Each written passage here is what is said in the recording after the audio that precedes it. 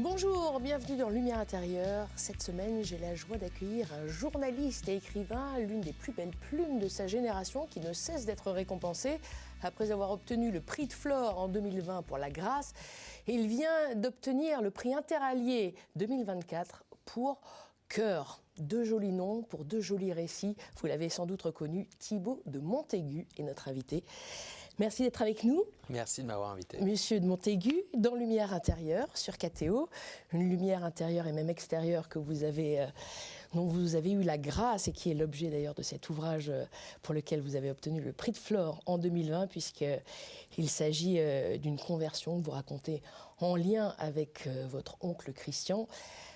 On en reparlera sans doute, mais on va surtout parler de ce qui nous occupe aujourd'hui, à savoir le prix Interallié 2024, félicitations, Cœur, qui raconte... alors, il y a quand même des thématiques récurrentes dans ce 7e récit. C'est la filiation, la transmission, la rédemption, avec peut-être une différence par rapport à vos autres récits qui ont souvent une filigrane autobiographique, c'est que, et d'ailleurs on lit ça dans les dernières pages de ce livre, lorsque le livre se termine, dois-je déjà le dire, mais bon, justement, ça donne envie de lire aussi le début et tout, puisque c'est très très bien écrit. Le livre s'achève, une nouvelle vie commence. C'est parmi les derniers paragraphes de votre ouvrage, et c'est la question que je me suis posée, est-ce le cas ? Est-ce qu'effectivement, la boucle est bouclée, un livre s'est achevé, est-ce que le roman autobiographique, c'est fini pour Thibaut de Montaigu ? Ah non, c'est certainement pas fini, Autobiographique. Oui, non, je pense que... Et on va remonter, vous avez compris pourquoi je dis ça aussi. Bien sûr. En fait, depuis la grâce a été vraiment aussi, ça a été une conversion spirituelle en effet, mais ça a été presque une conversion littéraire aussi, où je me suis converti au récit littéraire, c'est-à-dire au récit en grande partie autobiographique en effet, mais où je me base uniquement sur des faits réels, sur des non réels, où tous les événements que je relate sont véridiques. C'est encore le cas dans ce livre, Cœur, et je pense que je ne ferai que ça à présent. Et c'est vraiment quelque chose qui s'est passé au moment de l'écriture de La Grâce. L'œuvre de référence pour La Grâce, ce sont les Confessions de Saint-Augustin, qui est un livre majeur d'un point de vue spirituel, mais aussi d'un point de vue littéraire. C'est l'invention de l'autobiographie. On parle d'autobiographie en Occident à tout le moins. Et ce qui est fou, c'est que ce livre qui est écrit au début, entre le 4e et le 5e siècle, c'est le surgissement du jeu en Occident. Il va falloir attendre près de 10 ans pour retrouver des autobiographies. Celle de Thérèse d'Avila, évidemment, je pense à Montaigne, et ensuite viendront Rousseau, Chateaubriand et bien d'autres.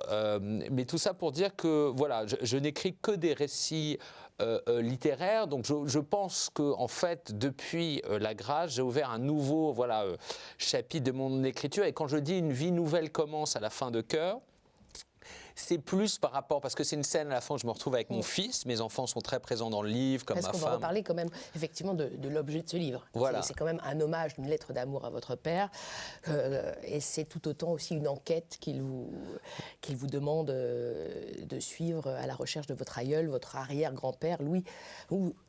Parlez-nous-en d'ailleurs, mais... Oui, donc c'est-à-dire qu'en fait, c'est mon père qui avait une santé déclinante, qui avait déjà plus de 80 ans, qui avait perdu la vue, qui vivait dans une petite maison de retraite, qui va me demander d'enquêter sur cet aïeul, mon arrière-grand-père Louis, qui serait mort dans la dernière charge de cavalerie de l'histoire de France au premier jour de 14. Et mon père était absolument omnibilé par cette histoire. Il m'envoyait plein de documents au sujet de cette charge, en m'expliquant que c'était une charge héroïque, c'était la dernière charge de cavalerie de l'histoire de France. Donc voilà, on sentait vraiment tout ce que ça représentait pour lui en termes de gloire, en termes d'honneur, en termes de filiation déjà. Et donc c'est vraiment lui qui va me donner mission d'enquêter sur cette charge, parce qu'en effet, cette charge comportait un mystère, c'est-à-dire que la cavalerie ne combattait plus à l'époque, elle était limitée à des travaux de reconnaissance ou de liaison. Évidemment, on n'allait pas envoyer 200 cavaliers comme ça contre des mitraillettes et des canons allemands. Et pourtant, lui a décidé de charger à la tête de ses hommes pour sauver un bataillon d'infanterie. Mais sans doute a-t-il cherché à mourir de façon glorieuse, parce qu'il s'était produit un drame dans sa vie. Et donc voilà, ça c'est l'enquête, disons, qui constitue le squelette de Cœur, c'est essayer de comprendre quel est le mystère derrière cette charge de cavalerie. Et plus je vais mener ces recherches familiales, historiques, plus je vais me rendre compte qu'en fait je suis aussi en train d'écrire sur mon père et sur beaucoup d'autres membres de ma famille, comme s'il y avait une sorte de malédiction comme ça qui se répétait. Et c'est pour ça que je dis une vie nouvelle commence à la fin, c'est-à-dire que c'est en déconstruisant ce roman familial, les mythes familiaux dont on hérite sans le savoir souvent, et dans ma famille, voilà, c'était ces mythes de gloire, d'honneur, de recherche de grandeur, qui vont souvent mener les membres de cette famille, dont mon père, à connaître des échecs cuisants. Et à connaître des drames. Et donc c'est pour sortir de ce processus de répétition finalement que j'ai écrit ce livre. Mais c'est vous qui levez la malédiction justement. Voilà. C'est pour ça que je disais un nouveau chapitre s'écrit, une nouvelle vie commence. Je le voyais comme ça. C'est vrai que c'est en résonance avec la fin de vie de votre père. C'est un énorme hommage et on sent le cœur battre de votre père encore et vous l'écrivez extrêmement bien. Mais c'est vrai que c'est comme ça clôt un chapitre aussi, comme si vous aviez levé une malédiction, en lien également avec cette fameuse chevalière.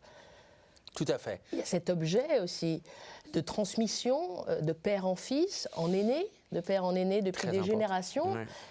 Et je ne sais pas si je dois le dire, mais il faut, de toute façon, vous lirez le livre. Mais que vous ne recevez pas finalement, in fine.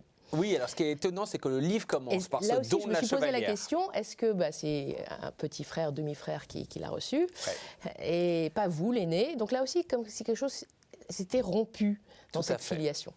Tout à fait. Alors ce qui est étonnant, c'est que le livre commence par ce don de la chevalière, parce que donc, mon père, qui avait des dettes, qui était complètement ruiné, qui n'avait plus rien, il lui restait une seule chose en ce monde, et c'était sa chevalière, qu'il avait héritée de Louis. Donc c'est lui qui me la donne. En plus, il me la donne dans une boîte à pansements. Donc là, les psychologues en feront leur miel, sans doute. Mais il me donne cette chevalière qui est la dernière chose qu'il possède au monde. Et il me dit, c'est un miracle qu'on l'ait conservée dans la famille, parce qu'elle appartenait à ton arrière-grand-père, Louis, qui est mort dans cette dernière charge de cavalerie. Donc, il y a un passage de témoin à ce moment-là. Il me donne la chevalière et en même temps, il me demande d'écrire cette histoire familiale. Et effectivement, à travers la chevalière dans le livre, va se jouer l'idée de se dire, finalement, de quoi on hérite. Est-ce qu'on peut choisir l'héritage qu'on reçoit? Et c'est une question au cœur de ce livre, en effet, c'est-à-dire qu'on est évidemment prédéterminé par la famille dans laquelle on est, le milieu dans lequel on est, la culture dans laquelle on est, mais à quel moment se joue notre propre liberté? Et pour moi, le fait d'écrire ce livre, donc de mettre à distance cette histoire, sans la renier, c'est-à-dire que c'est aussi un livre que j'ai écrit pour mes enfants, pour savoir, c'est très important de savoir d'où l'on vient, connaître l'histoire familiale. Mais à partir de là, se dire, voilà, maintenant vous avez le choix, comme moi j'ai le choix, de dire, est-ce que j'endosse tout, est-ce que je prends tout, ou au contraire, je cherche à m'en libérer pour commencer un nouveau chapitre de ce roman familial. Le roman familial continue, mais à tout le moins, chacun peut écrire à sa manière un nouveau chapitre de ce roman familial. Et vous aussi peut-être, pour les prochains en tout cas. C'est ça que oui, sans doute, tout à fait. Une vie nouvelle commence, c'est vraiment apprendre dans ce sens de me dire, cette partie de mon histoire familiale, voilà, elle appartient à la littérature désormais, elle appartient à ce passé. Maintenant, on peut aller vers d'autres horizons. Pour revenir sur cette bague, cette chevalière qui ne vous a pas été confiée in fine, vous en avez ressenti quelques chagrins, un petit peu de ressentiment, de jalousie. C'est quand même difficile pour l'aîné. Alors le moment, en fait, c'est un moment dans le livre. En effet, mon père va me reprendre la chevalière. Et ça va être un moment très douloureux pour moi parce que je sais que c'était la seule chose que j'allais hériter de lui.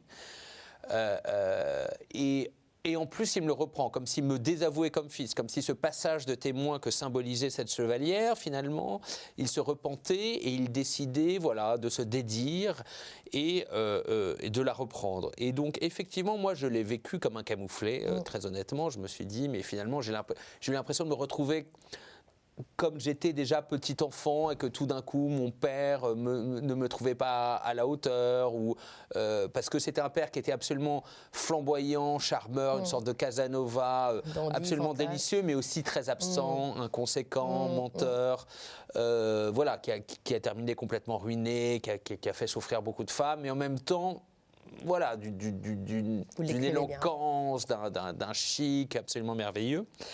Et donc, j'ai eu l'impression, voilà, que finalement, je ne sortirais jamais de cette relation où je me sentais rabaissé vis-à-vis de mon père. Et ça Vous lui en vouliez à ce moment-là? Oui, je lui en ai voulu. Ouais. Surtout que je pensais qu'il allait la vendre pour se faire de l'argent, parce qu'il était tellement à la rue à ce moment-là que je me suis dit, bon, bah, il va vendre même le dernier bien de famille qu'il Vous possède l'avez au vraiment monde. pensé? Ah oui. Ah oui. Oui, je l'ai vraiment pensé parce qu'il était capable de tout.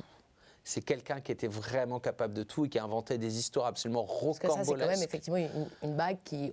C'est vrai qu'on s'appesantit un peu sur cette bague, mais elle est en lien totalement, c'est le trait d'union avec toute l'histoire qui est contenue dans ce livre, entre Louis, Hubert, qui était donc le père de Louis, et évidemment ensuite Emmanuel, votre propre père. Tout à fait, tout Donc, à fait. Donc Bref. la chevalière aux armes des Montaigu. Exactement, la chevalière aux armes de votre famille. Et donc effectivement, ça a été très douloureux quand il me l'a repris. Je me suis vraiment demandé ce qu'il allait en faire, et je découvre à la fin finalement, comme vous l'avez dit, qu'il a finalement confié à mon demi-frère, voilà, qu'il a eu d'un autre lit plus tard, et mais sans que lui-même ne me dise rien. Toujours, voilà, c'est toujours son côté, éviter les sujets, nous embrouiller avec des histoires. Je me suis demandé, mais qu'est-ce qu'il a cherché à faire, qu'est-ce qu'il a cherché à dire? Et je pense que donc mon dernier frère, Augustin, finalement, lui avait envie de recevoir cet héritage de mon père, envie de suivre les traces de mon père jusqu'au bout, dans ses grandeurs comme peut-être dans ses misères, voilà, parce que tout va ensemble. Tandis que moi, finalement, j'avais envie d'écrire ma propre histoire et m'en libérer, en fait, peut-être. Et donc, c'est peut-être un mal pour un bien. Une libération ou une libération qui ne peut jamais se faire, puisque vous le disiez, et puis on le voit bien en filigrane ou pas, il y a une histoire de dette. Cette histoire de la transmission de la dette au sens propre et figuré.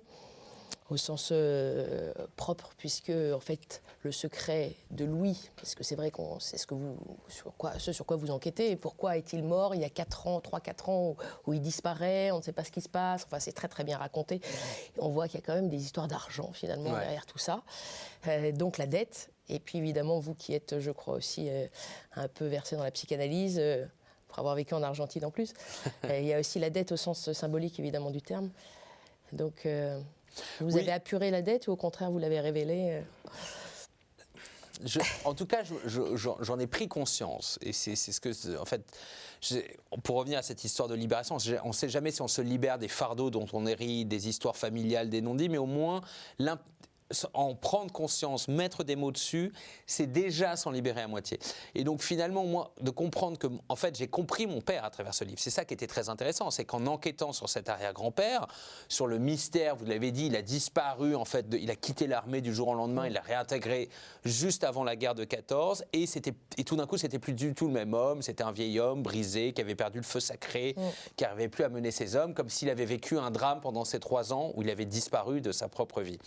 Et donc, en fait, en comprenant ce qui était arrivé à Louis, et les revers de fortune de Louis, j'ai mieux compris mon père et j'ai mieux compris en fait toute cette branche familiale qui était finalement empoisonnée par les mêmes rêves de gloire et surtout d'une grandeur évanouie. C'est-à-dire que chacun, à sa manière, a essayé de restaurer une gloire, une fortune, une aura que la famille avait perdue depuis longtemps. Et chacun a échoué de manière dramatique d'une certaine manière, et ça a été aussi le cas de mon père.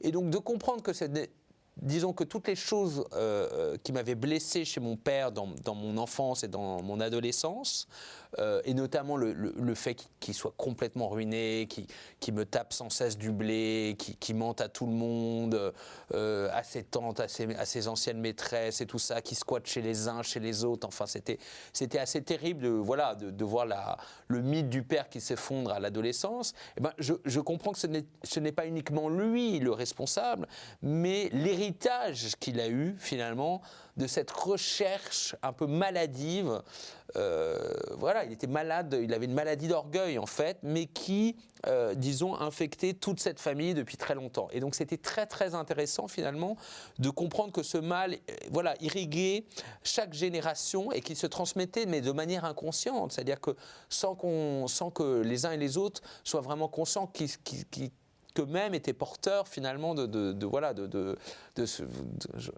je file la métaphore de la maladie, mais de ce virus de la grandeur et de la gloire évanouie, de cette gloire aristocratique évidemment, où ils n'avaient plus que le nom, mais leur réalité ne coïncidait plus du tout avec la réalité qui avait pu être la leur plusieurs siècles en arrière. Et donc vraiment, ça a été une manière aussi donc, de comprendre mon père et de lui pardonner. En fait, c'est un livre de pardon.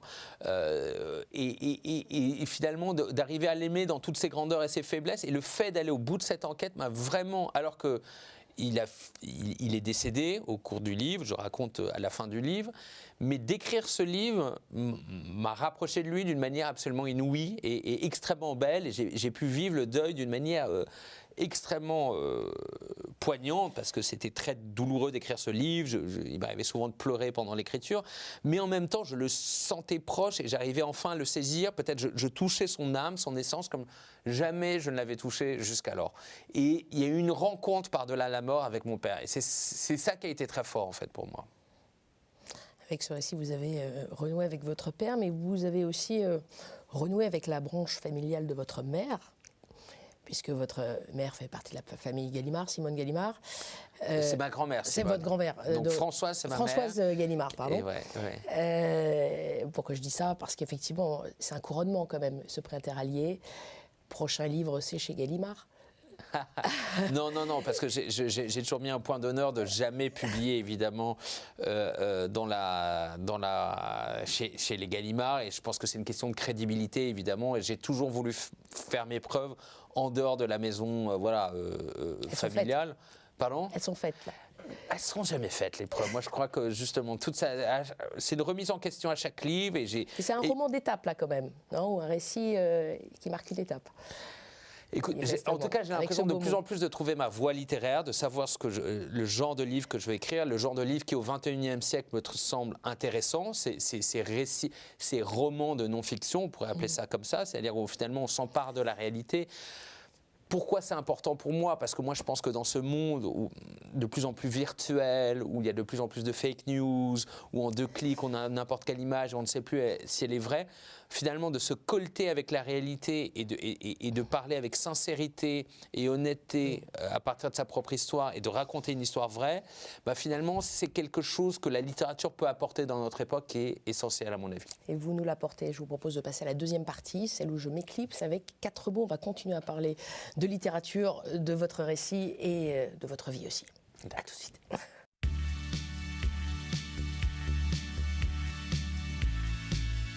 Thibaut de Montaigu, voilà. On passe à la deuxième partie avec ces mots que je vous propose. Et voici le premier mot qui résonne beaucoup avec ce qu'on a déjà dit et avec votre livre. Un mot d'origine équestre, mais pas que. Le mot panache. Ah, magnifique, oui. Panache. Panache. Je rêve de créer une revue qui s'appellerait Panache, figurez-vous. Ah, beau titre. Oui, c'est un beau titre et je crois que c'est une vertu ou un défaut, mais on l'appellera comme on veut, mais très français en fait. Et en effet, dans le livre, à un moment où je dis parce qu'il est noté dans le dossier militaire de mon arrière-grand-père Louis, au moment où il est en formation, son cheval bute contre une barre lors d'un entraînement équestre et il est dit qu'il fait panache. Et il va se blesser, cette blessure va interrompre en fait sa carrière pendant 3 ans. Et je dis voilà où mène le panache. Et en fait, c'est assez intéressant parce que tous les êtres de ma famille sont habités par ce panache, par cet idéal de panache très français, où finalement le style est plus important que le résultat d'une certaine manière. C'est comme ça que je le définirais, ou en tout cas, l'important c'est pas d'accomplir les choses, mais les accomplir avec panache, ça veut dire avec élégance. Et ça, c'était le cas de votre père. Et c'était tout à fait le cas de mon père. Mais c'est également. votre cas également. Panache aussi dans la définition, ce sont ces plumes qui ornent les coiffures et les casques, notamment les casques des hussards. Tout à fait. Vous êtes vous-même une plume. On peut filer vrai. plusieurs métaphores. C'est vrai, j'y avais pas pensé. Hussards, les chevaliers. J'avais pas pensé à la plume et la oui. filiation de la. Et vous aussi, vous êtes un peu un hussard. Alors, C'est ce qu'on dit. oui, c'est ce qu'on dit parce Si on que pense au mouvement littéraire. si on pense au mouvement littéraire, en Mais effet. pareil comme votre aïeul. Tout à fait. Mais il y a un moment où je dis aussi que alors le style français à cheval, c'était très intéressant, tel qu'il était enseigné à l'école de cavalerie de Saumur, qu'a fait mon arrière-grand-père Louis, et qui est la grande école de cavalerie où tous les grands cavaliers sont passés. Le style français, c'est le naturel, c'est avancer en avant, calme et droit. Et c'est vrai que j'essaye d'écrire aussi de la même manière, c'est-à-dire que gommer tout effort, faire en sorte que la phrase paraisse absolument fluide et naturelle, alors qu'elle nous a coûté des heures et des heures d'effort. Pour moi, ça correspond au style français en fait, et c'est quelque chose que je poursuis aussi dans mes livres.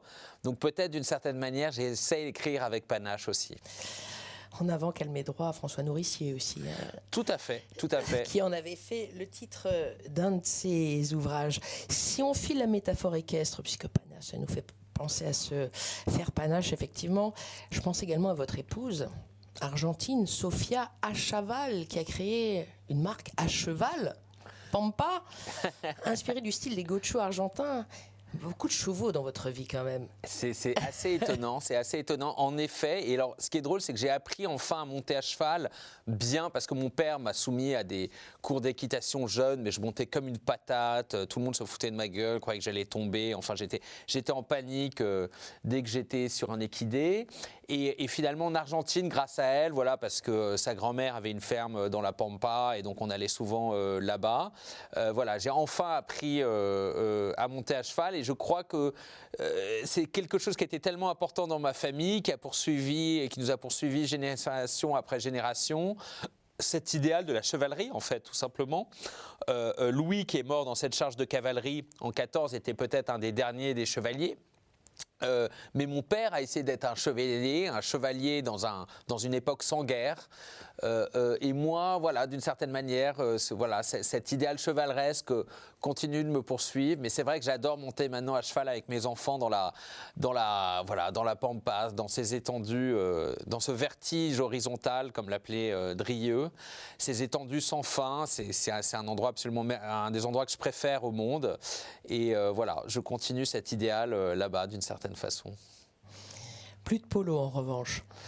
Alors le polo, c'est très difficile, c'est très cher. Alors j'ai des amis qui m'invitent quelquefois à jouer avec eux. Polo argentin. Le polo, les chevaux sont d'une sensibilité sublime. Ils sont extrêmement nerveux, extrêmement musclés, extrêmement rapides.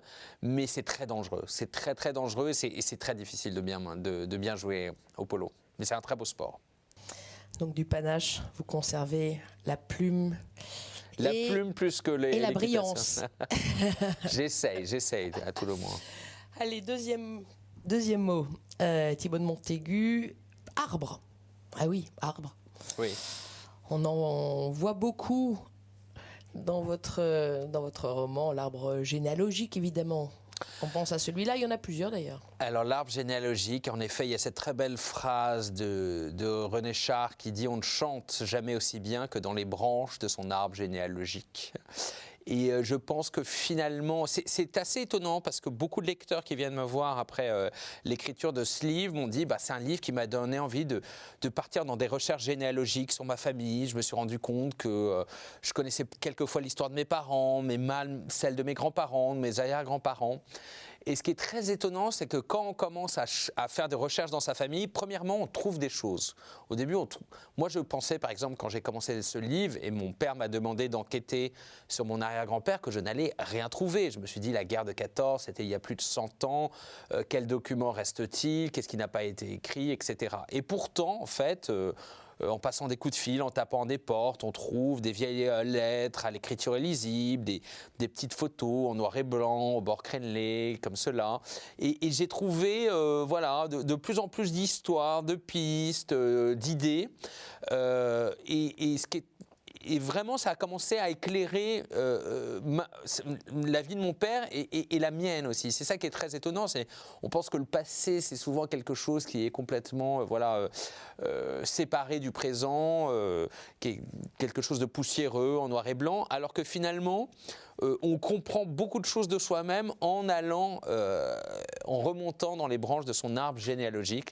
Donc mon livre Cœur explique vraiment ça, ce processus finalement que remonter dans le passé, au final, c'est peut-être se construire un avenir, quoi. C'est aller devant de son propre futur parce qu'on va se comprendre soi-même. Et c'est quelque chose qui est essentiel dans mon livre Cœur. Vous parliez d'éclairage, vous éclairez également pour vos frères et votre sœur. Vous avez donc 2 demi-frères et une sœur, Lene.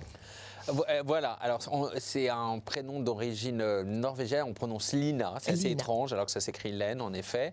Et j'ai un frère, un jeune frère de la même mère et ensuite un demi-frère Alexis et une autre. Augustin. Voilà, Alexis, Augustin et Lina. Qui apparaissent dans Cœur. Tout à fait, parce qu'ils ont autour beaucoup... de votre père. Voilà, ils l'ont aussi accompagné dans sa fin de vie, parce que c'est un livre aussi qui raconte la fin de vie de mon père et les difficultés qu'on rencontre à cet égard. Et ils ont été absolument merveilleux et ils l'ont beaucoup aimé. Et donc c'est un livre que je leur dédie, en effet. Il est dédié à mes frères et sœurs, parce qu'ils n'ont peut-être pas connu le même père. C'est ça qui est étonnant, c'est qu'un père, c'est pas le même pour chaque enfant. Et donc le père que je décris dans Cœur, c'est le père que j'ai connu, mais eux ont sans doute connu aussi un autre père. Et c'est ça qui est intéressant en fait, quand je mène des enquêtes littéraires, c'est de me rendre compte qu'il y a autant d'histoires que de narrateurs et que là j'ai encore interviewé, je ne sais pas, 40 ou 50 personnes pour ce livre. Et à chaque fois, chacune apporte un éclairage, vous parliez d'éclairage différent. Sur sa personnalité, sur des moments de sa vie. Des gens ont des interprétations différentes par rapport à des moments. Certains ont même des souvenirs différents. Et c'est très intéressant de se dire aucun être humain n'est monolithique, n'a une vérité absolue, intangible, mais au contraire, on est des êtres pleins de nuances, on est des êtres moirés d'une certaine manière. Et plus on rencontre de gens qui ont connu cette personne, plus on arrive peut-être à son essence, à sa vérité. Et c'est ce qui m'a intéressé dans ce livre. C'est vrai que vous remontez beaucoup dans l'arbre généalogique des Montaigu, Tassin de Montaigu. Tassin de Montaigu, en effet. Au départ. Et Tassin tout court, même au départ, parce que c'est des négociants en sucre. Voilà, des négociants en sucre, en fait, des bourgeois d'Orléans, négociants en sucre, qui ont été anoblis au début du XVIIIe. Donc c'est la petite noblesse de robe provinciale, assez, comme il y en a eu beaucoup en France. Et ils ont eu le fief de Montaigu, disons le château de Montaigu, qui a été détruit depuis. Les Tassins ont fait complètement faillite, donc ils ont enlevé le nom Tassin pour pas être poursuivis par leurs créanciers. Donc, et les Tassins et Montaigu ont disparu. C'est ça qui est assez étonnant dans mon nom, c'est que je dis c'est l'histoire d'un château détruit et d'une ruine financière, quoi. Et donc c'était intéressant parce que en écrivant ce livre, j'ai découvert ça. C'est-à-dire que même dans mon nom, vous savez, les Romains avaient l'habitude de dire nomen est omen, le nom est le présage. C'est-à-dire que notre nom comporte d'une certaine manière toutes les potentialités de notre destin à venir, ou en tout cas raconte quelque chose du passé. Et c'est le cas dans ce nom de Tassin de Montaigu, qui porte les 2 grandes blessures, sans doute que mon père, à sa manière, avec sa folie des affaires, sa folie des grandeurs, sa folie des femmes, sa folie des voyages, a cherché à combler en fait. Il a cherché à réparer cette erreur dans sa biographie, c'est-à-dire le fait de ne pas avoir de château de famille et le fait de venir d'une famille qui était ruinée en fait. Et vous qui apportez cette pierre à l'édifice des Montaigu avec ce beau livre Cœur qui rentre dans tous les méandres de cette histoire familiale, je repense encore à on vient d'en parler, de la 2e branche familiale Gallimard. Ouais. Je disais en rigolant un petit peu, vous allez publier chez Gallimard. Est-ce que ça, c'est aussi un arbre généalogique que vous allez davantage étudier prochainement ? Remonter. Oui, c'est certain que j'y viendrai. Là, c'est un livre qui m'a vraiment épuisé émotionnellement, qui a été très émouvant à écrire. J'ai vécu des moments très beaux, mais aussi durs dans l'écriture, parce qu'il m'a fallu revisiter tout mon passé. Donc, je vais attendre un peu avant de m'attaquer à la branche Gallimard. Mais évidemment, il y a beaucoup de choses à dire, beaucoup de souvenirs de famille, beaucoup de choses qui me définissent aujourd'hui. Et puis, voilà, si je suis devenu écrivain, c'est évidemment par la fréquentation des grands textes, voilà, qui pavoisaient la maison familiale et tous ces grands écrivains qui ont fait partie vraiment de ma mythologie personnelle de manière très forte et dès le plus jeune âge. Et pour moi, donc Gaston Gallimard, qui est mon arrière-grand-père, qui est le fondateur de la maison d'édition au début du XXe siècle, il personnifie aussi cet esprit français, cette quête de la beauté par-delà, disons, les divisions politiques ou religieuses ou morales, parce que lui vraiment publiait les textes d'auteurs extrêmement divers, extrêmement différents. Il était capable de publier Drieux et Aragon, Claudel, Égide, et il n'était pas du tout partisan, il n'était pas du tout politique, il n'était pas du tout calculateur, il était vraiment dans une recherche de beauté, d'élévation, et je pense que c'est quelque chose qui a caractérisé la vie culturelle française, en fait, cette exception culturelle dont on parle très souvent. Je trouve qu'il l'a incarné de manière absolument sublime, et c'est une grande inspiration pour moi. Passons au troisième mot, le mot paix. Ah. Paix. Paix, la première. Oui, dites-moi. Oh, vous dites ce que vous voulez. Je pense aussi à votre fille, qui s'appelle Paloma. Et ça provient du mot paix. Vous devez le savoir. Oui, la colombe. La palombe, la colombe. Ouais. Et puis la paix qui arrive après des années un peu plus difficiles, peut-être pour vous. Alors, je ne sais pas si je suis tout à fait en Voilà. Est-ce que paix. vous êtes davantage en paix? Vous savez ce que disait Rimbaud, alors, parce après que les années de fuite fitzgeraldienne. Oui, alors c'est par rapport aussi à oui, évidemment, à la grâce, à cette révélation spirituelle, mais Rimbaud disait, et j'en parle à propos de mon oncle Christian, qui est un personnage central de la grâce, qui lui aussi a connu une conversion spirituelle à 37 ans comme moi, et qui avait vécu auparavant un peu comme moi une vie extrêmement éloignée de la foi. Finalement, il ne va pas être en paix une fois qu'il rentre chez les franciscains et qu'il a cette révélation, son chemin de Damas, etc. Et je cite Rimbaud qui dit le combat spirituel est plus âpre que la bataille entre les hommes. Et je ne crois pas que la spiritualité ou la grâce, ça soit un chemin de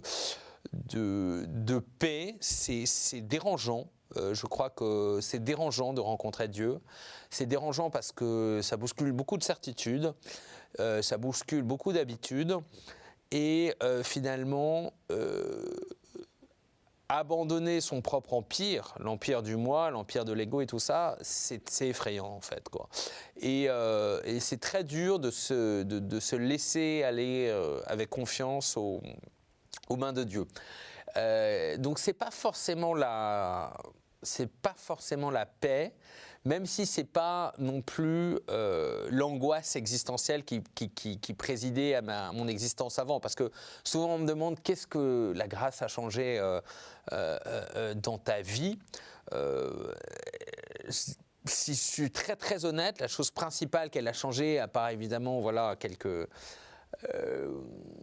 le fait d'avoir une pratique religieuse ou le fait d'être plus attentif aux autres et d'être peut-être plus équilibré dans ma vie, mais c'est surtout la fin de cette grande angoisse existentielle qui faisait que, en fait, j'ai pas de certitude absolue, mais la foi pour moi c'est la confiance, c'est fidéisme, c'est le fait d'aborder avec confiance ce vaste mystère qui nous dépasse, voilà.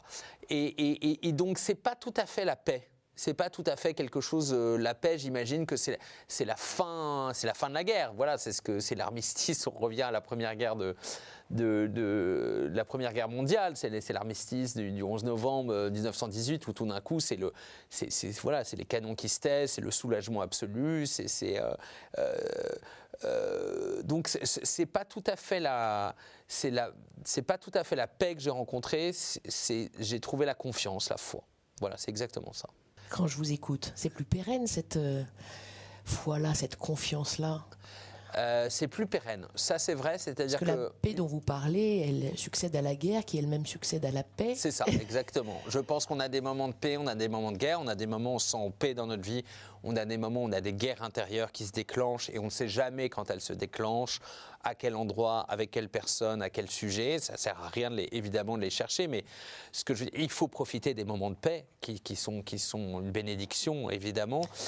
Mais c'est-à-dire que voilà, c'est-à-dire que même si j'entre à nouveau en guerre, où je traverse une zone d'obscurité, je pense que je l'aborderai avec confiance, en tout cas. Ou les petites que je traverse, je les aborde avec confiance, voilà. Vous pensez que ces zones-là peuvent réapparaître ? Bien sûr, elles réapparaissent, ouais. Elles réapparaissent souvent. Parce que c'est vrai que vous le racontez d'ailleurs dans vos romans, traversez quand même des périodes de dépression, mais aussi de grandes fuites en avant, faites de futilité, d'argent, de luxe, d'apparence, de drogue. Je pense à votre premier livre, Les anges brûlent, ouais. qui raconte quand même l'histoire du suicide d'un jeune homme qui vous ressemblait. À l'époque, votre deuxième roman, c'est un jeune homme triste, encore une fois, ce jeune homme qui s'appelle d'ailleurs Emmanuel, comme votre père. C'est vrai, c'est vrai, c'est vrai. Et c'est vrai que petit à petit, on en est à ce 7e roman, un beau chiffre, ce 7, qui, voilà, encore une fois, qui semble ouvrir la porte à autre chose. C'est vrai qu'en tout cas... Et peut-être à la grâce. Et d'ailleurs, tiens, c'est notre dernier mot. Allez, Thibaut de Montaigu, on enchaîne sur la grâce, forcément. La boucle est bouclée. Allez, 4e mot, je vous laisse poursuivre. Ah bah, la grâce, évidemment, c'est un livre qui a été très, très, très, très important pour moi, parce qu'évidemment, comme je disais, ça a été un... Je ne m'y attendais pas. Je m'y attendais pas. J'ai écrit 330 pages pour raconter voilà, ce moment-là, et je crois qu'elles ne suffisent toujours pas. C'est-à-dire que c'est, comme je dis souvent, la grâce commence là où s'arrêtent les mots, et j'aurais préféré peut-être avoir le don de la musique pour raconter ce moment, voilà, ce moment inouï, voilà, où j'ai rencontré Dieu, où j'ai eu la certitude d'être aimé par Dieu, et c'est drôle parce que ce livre n'a pas épuisé ce mystère. C'est-à-dire que je pense que d'ailleurs dans toute forme d'extase, et donc dans l'extase mystique, il y a un moment de suspension de la pensée absolue, et donc mettre des mots sur Dieu, sur le plus grand des mystères, c'est forcément le rabaisser à de piètres dimensions humaines. Mais je n'ai que les mots, je n'ai que ces piètres dimensions humaines à ma disposition. Donc j'essaye de faire avec, mais je serai toujours en deçà de la grâce, je serai toujours en deçà de ça. Et j'aimerais y revenir. Je pense que j'écrirai à nouveau là-dessus, j'écrirai à nouveau des écrits spirituels ou en lien avec la spiritualité. J'ai déjà voilà, je le dois en tant que témoin. D'ailleurs, je l'écris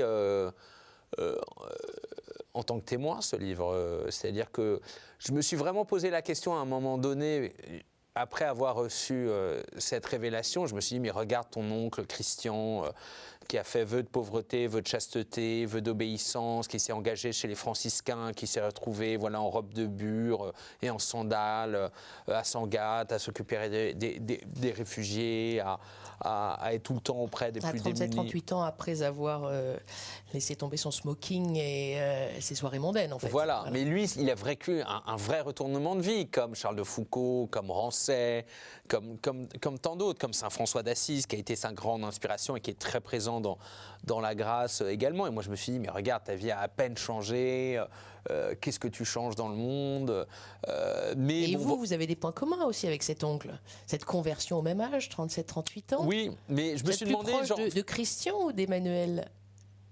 De votre oncle ou de votre père, finalement? Je crois que je suis des deux. Mais c'est-à-dire que Christian avait cette énergie-là que je n'avais pas pour aller vers les autres. Et moi, en fait, j'ai reçu de ce petit don qui est d'écrire. Et j'ai compris que c'était ça, en fait, ce que je devais faire, c'était écrire là-dessus.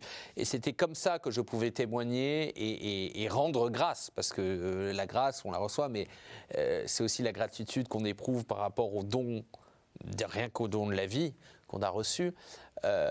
Et donc, c'est à travers les mots que je pouvais rendre grâce. Et voilà, c'est ce que je comprends à la fin du livre, et je raconte. Mais il faudra que je continue à le faire. Ça se termine pas là.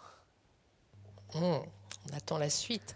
Ce qui est étonnant, c'est que, comme pour le livre Cœur, vraiment des beaux titres, hein, Cœur, la grâce, tout démarre par des enquêtes à chaque fois.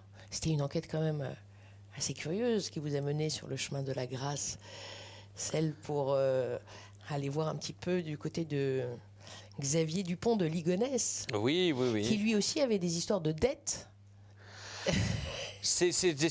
Voilà, c'était sans doute déjà travaillé par ce sujet-là, de cette aristocratie provinciale désargentée qui termine mal. Et donc j'étais fasciné par sa disparition, comme beaucoup de Français. Et donc c'est, oui, en effet, pour ça que je me suis rendu dans ce monastère, dans le Vaucluse, où il avait coutume de faire des retraites adolescents, en me disant c'est peut-être un endroit où il pourrait se cacher. Mais il était très, très pratiquant aussi. Il était très pratiquant, et comme je le dis, il y a eu un retournement étonnant, c'est que je cherchais le diable et j'ai rencontré Dieu, et lui qui croyait en Dieu est devenu le diable. Parce qu'il a perdu la foi, et voilà, c'est la phrase d'Ivan Karamazov, si Dieu n'existe pas, alors tout est possible. C'est-à-dire que si on n'ancre pas sa morale sur une forme de transcendance, Dostoïevski. Chacun définit le bien et le mal selon son humeur du jour, selon ses envies. Et donc il y a quelque chose de très fort qui s'est produit dans une sorte de changement de parcours entre les deux. Et effectivement, mais c'est aussi pour montrer que finalement la grâce frappe n'importe où, là où on ne l'attend pas. C'est-à-dire que moi j'étais complètement athée à l'époque, j'étais même...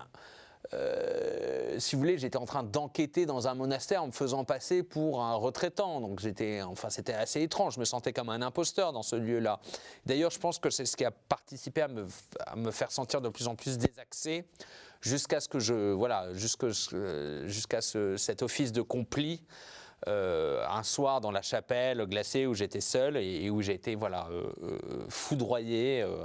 foudroyé par la grâce, comme Claudel derrière son pilier de Notre-Dame, d'une certaine manière, comme tant d'autres, qui l'ont aussi, comme Pascal et sa nuit de feu, comme tant d'autres dans cette littérature-là.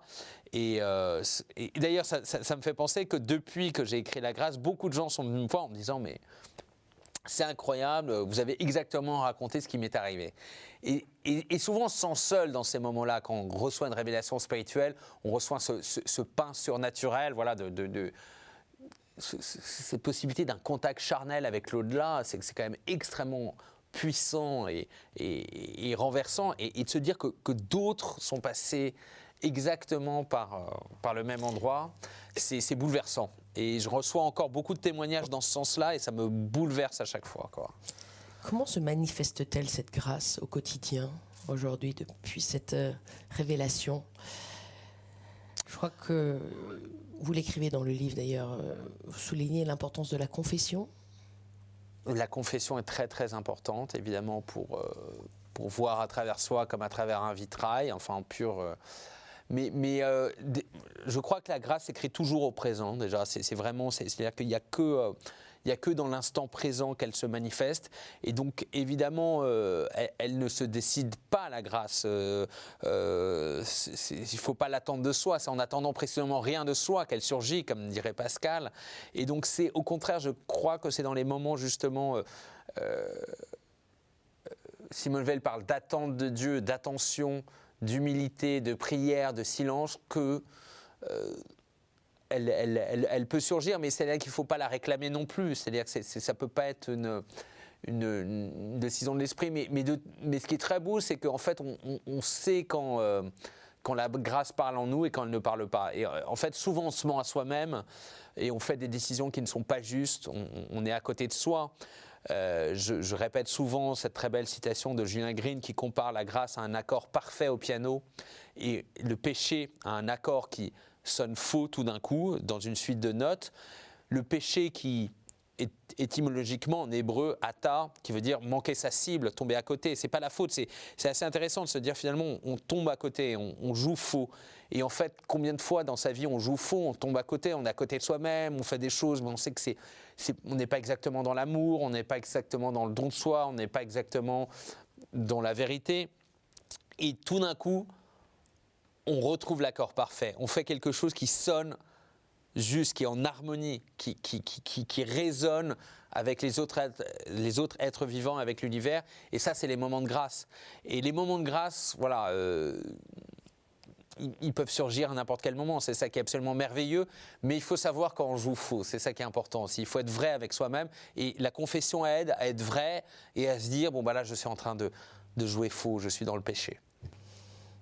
Donc, vous confessez souvent. C'est le cas aujourd'hui. Je me confesse souvent, je prie souvent dans les églises aussi, et j'essaye d'être sincère et d'être vrai avec moi-même quand j'ai pas envie de l'être. Bon, vous allez à la messe aussi régulièrement? Je vais à la messe. Enfin, j'avais la foi ardente des convertis, je pense, juste après la grâce. Donc j'étais extrêmement assidu à la messe. Je le suis moins, mais je fais souvent ce que j'aime beaucoup, c'est des retraites dans des monastères. Et d'ailleurs, pour l'interallié, juste quand on m'a appris que j'avais le prix à l'interallié, j'étais à l'abbaye de Fleury, là où sont conservées les reliques de Saint-Benoît. C'est un lieu de la chrétienté, là, à 2 heures de Paris, et une abbaye où s'est retiré Max Jacob. Vous allez le visiter, Cocteau, Picasso, etc. C'est une sublime abbaye romane. Et donc souvent, voilà, j'aime bien me retirer quelque temps dans des abbayes. C'est là vraiment où en fait j'arrive à être le plus proche de ce sentiment que j'ai touché, voilà. De grâce. De grâce. Allez, je retourne vers vous pour la conclusion. À tout de suite.